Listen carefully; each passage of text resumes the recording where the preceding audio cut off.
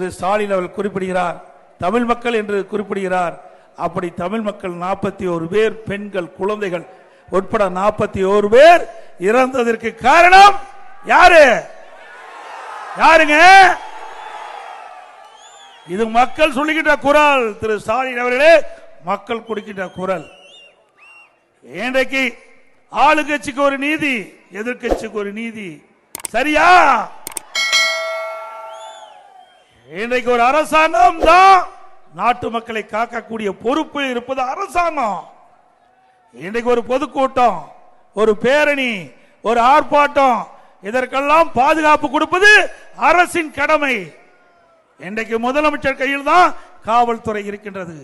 சரியான முறையிலே இந்த காவல்துறைக்கு முதலமைச்சர் உத்தரவிட்டிருந்தால், சரியான முறையிலே காவல்துறை செயல்பட்டிருந்தால், முறையாக பாதுகாப்பு கொடுக்கப்பட்டிருந்தால் 41 பேரை நாம் இழந்திருக்க வேண்டிய அவசியம் இல்லை.